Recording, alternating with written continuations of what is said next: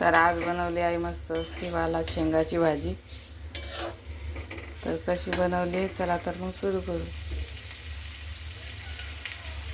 श्री शिवाय नमस्तुभ्यं मैत्रिणींनो, मी आहे अंजली कुंभार। माझ्या यूट्यूब चॅनलवर तुम्हा सर्वांचं स्वागत करते। तर आज बनवणार आहे मस्त अशी सुकी वालाच्या शेंगाची भाजी। त्यासाठी मी या पद्धतीच्या शेंगा घेतलेल्या आहे, बघू शकता निसून।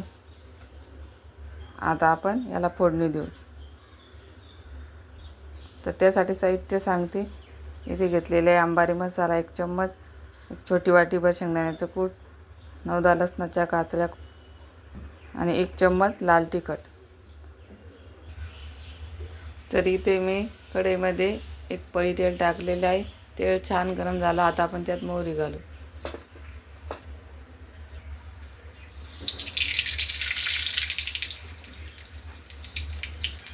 मोहरी छान तडतडली, आता आपण त्याच्यामध्ये जिरे घालू।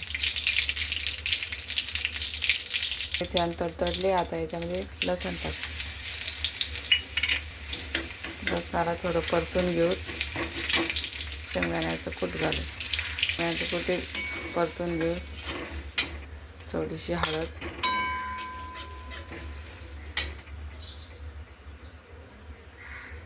चवीपुरती लाल तिखट,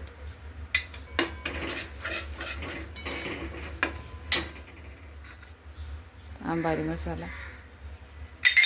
मसाले छान तेलात तळून घेऊ आणि आता याच्यामध्ये शेंगा टाकू। शेंगा मसाल्यामध्ये छान मिक्स करून घेऊ। अगदी सोपी पद्धत आहे। या पद्धतीने तुम्ही डब्यासाठी मस्त सुकी भाजी बनवू शकता। वालाच्या शेंगाचे 2-3 प्रकार आहेत, मी तुम्हाला दाखवले त्या पद्धतीच्या शेंगा इथे।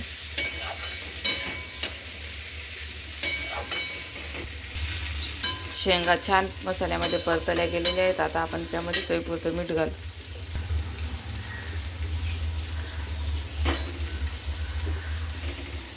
मीठ छान परतून घेऊ।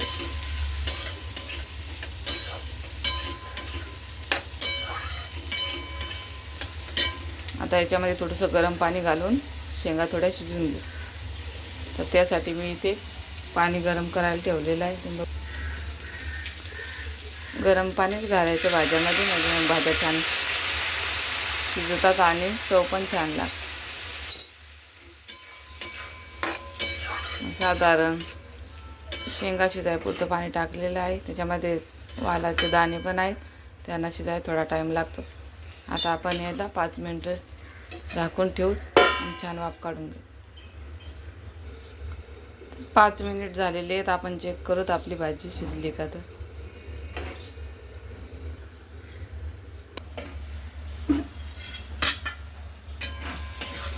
पाणी बऱ्यापैकी आटलेलं आहे। आता आपण चेक करूत नरम झाली का। शेंगा मस्त मऊ झालेल्या आहेत।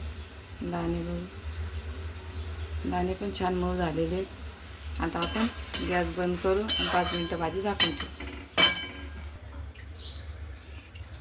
आपण एका बाउलमध्ये काढून घेऊ।